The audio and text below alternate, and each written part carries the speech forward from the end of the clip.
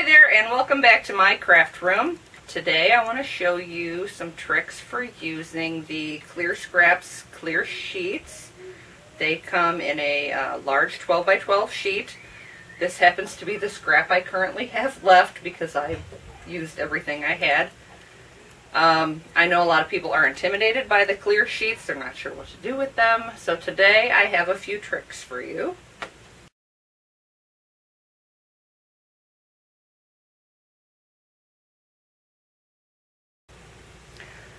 Okay, let's start with the clear sheet itself.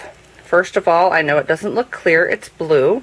It will tell you right here on the label in these teeny tiny little letters that are hard to read, please remove film from both sides.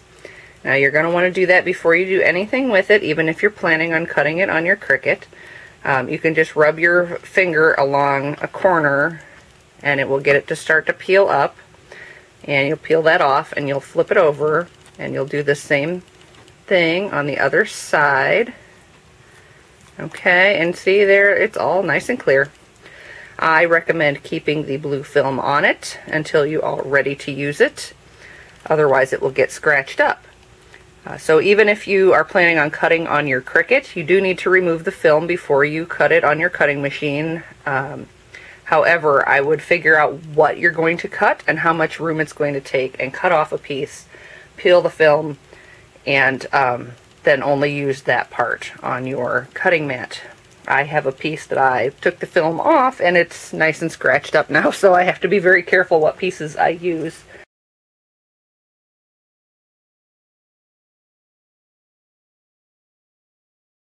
And speaking of cutting machines, I do want to show you the tricks for using that. If you are using a Cricut, you want to use the deep cut blade housing, which is blue. I turn mine all the way up to 6. I use maximum pressure and I set my multi-cut as high as it will go. This is very thick material, so even still it will not cut all the way through. But what you do is grab a pair of scissors and snip in just to where your cut starts, and then you can carefully peel that shape out.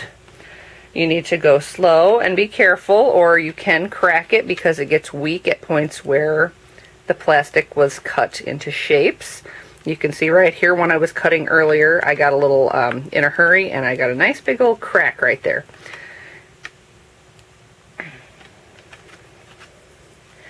And I also recommend when you're cutting on the Cricut, you're not going to try to cut intricate shapes into this material because it's so thick, which makes it a little harder to get things out. You're going to go with simple shapes. For example, something like this for a snowflake as opposed to one with lots of little holes in it, okay? When you put this on your Cricut mat, you're going to need masking tape, the painter's tape. Mine happens to be that green frog tape, but whatever masking tape you have laying around will work. I put one piece at each end, and that seems to do the trick. It holds it in place really nicely. Okay, and as I said, multi-cut. If you're using just on your machine, multi-cut at least 3 times. I have tried cranking it up as high as 6 using my Gypsy, and it really doesn't seem to make that much of a difference. So I think the multi-cut 3 on the machine itself is fine.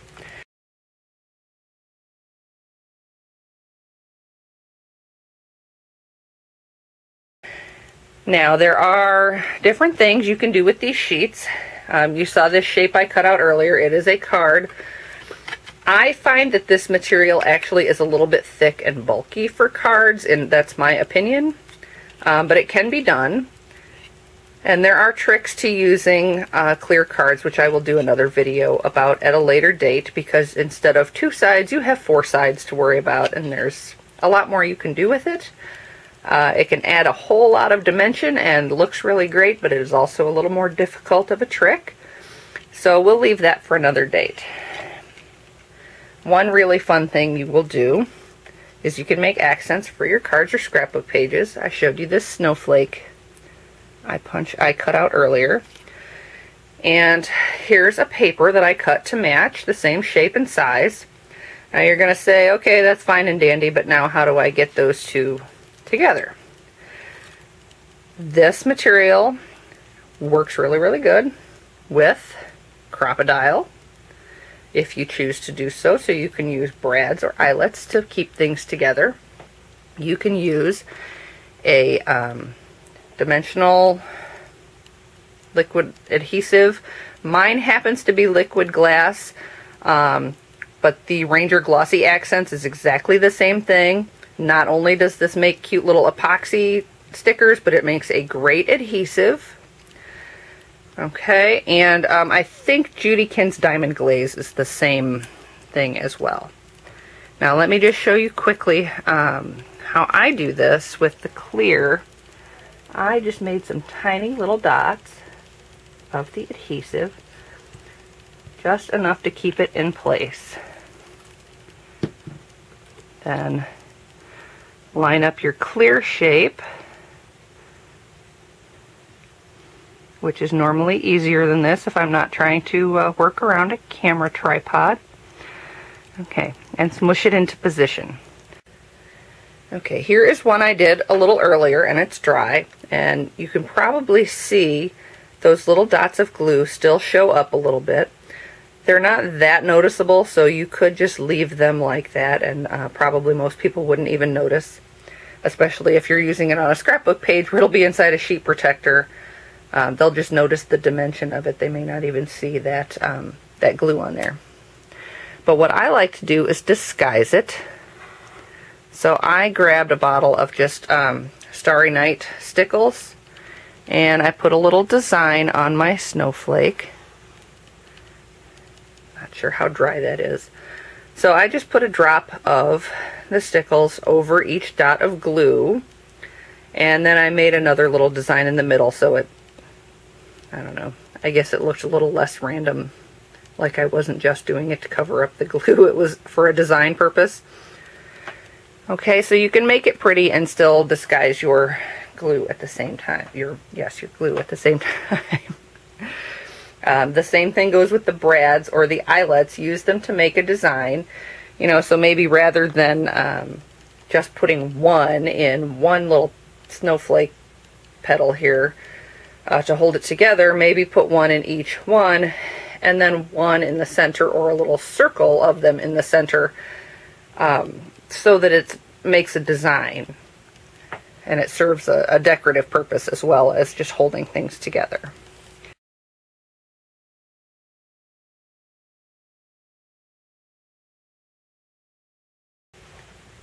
Finally today I want to talk about using the clear sheets as a complete sheet. Okay, you can use them to make some really awesome looking scrapbook pages.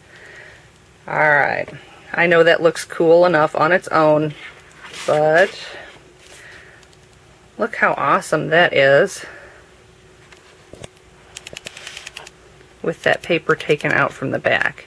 Now I think when I put this in my scrapbook, I am going to include the yellow paper because I don't know what's going to be on either page behind the two sides of my layout, so I could wind up with like purple and dark green or something behind these, and I don't want that because it won't match. Or there may be brads or something sticking through the back of the previous or next layout, so I want to avoid seeing those kind of things. Now you may be wondering about the color around the outside edge of my clear sheet. You can use acrylic paint to color these up.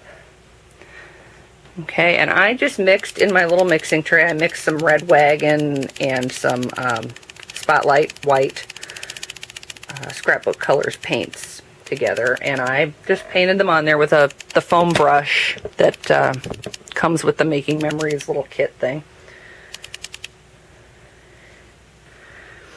And what I did with that, the best way to do that paint, I found, is I only peel off the front layer of that blue film, and then I painted. So then after it dried, when I peeled off the back, if anything got on it from, you know, laying it down with the paint wet or anything, it was on the blue film instead of having a splotch of paint right here in the middle of my layout. Now, there are some tricks when you use this. You don't just randomly stick your paper on. If you want added dimension, you're going to put papers on both the front and the back side of this clear adhesive, or sorry, of this clear sheet. And you need to be careful of where you're going to put your adhesive, right?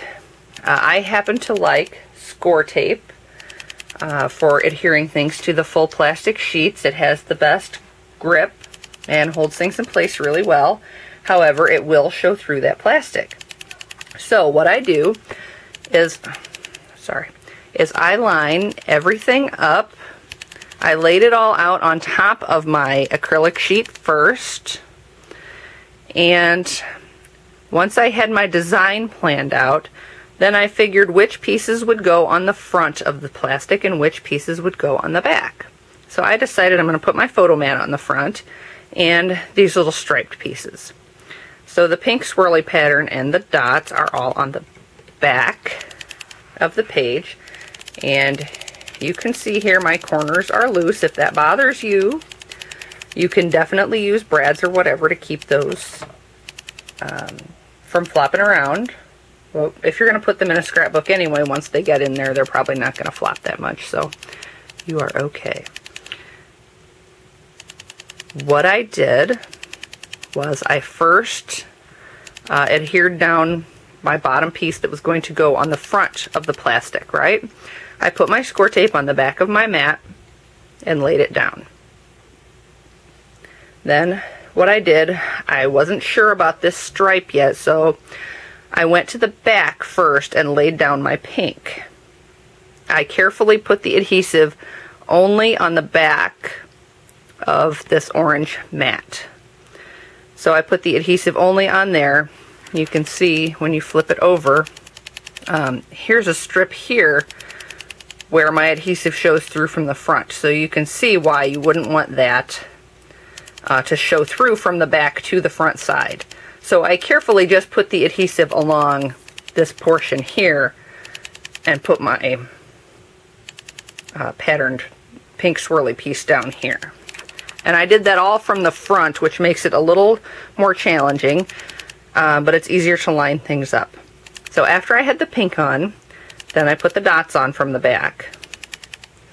Okay, and then from there, then I put my stripes on, and I adhered my little embellishments and my pennant banner from the front and my title. After I did the first page, then I did the second page, and it's a little bit easier to do the second page if you do two-page layouts because I could just line things up and I could adhere the stuff by matching it up with what was on the first page. So all of these papers are from Echo Park's Hello Summer line, except for the yellow cardstock. That is close to my heart. It's a sunny yellow, and I thought that matched the yellow in this kit pretty well. Everything comes in the collection kit, the banner stickers and the papers and the letter stickers. The only things that did not were the two chipboard stickers I used of the dog and the butterfly, and that's on the separate chipboard elements sheet. Okay, so just those two items. The paint was from Making Memories. The twine, mine happened to be from Close to My Heart because that was the color that matched. Doodlebug also has some that I think would match. I'll hunt up the color collection for you, and I'll put that in my blog post as well. If you want to see all the full details about this written out, you can check out the Cutters Creek Design Team blog, which is cutterscreekdesignteam.blogspot.com, or you can visit my personal blog at Saving Mine. And hopefully in a few days I will have another layout posted where I use these cute little clear scrap embellishments on there. And I will have another post coming shortly along with another video, like I said, on the clear cards because they're a little more tricky. You have 4 layers to think about instead of only 2. So thanks for stopping by today. I hope you learned something, and I hope to see you again soon. Bye-bye.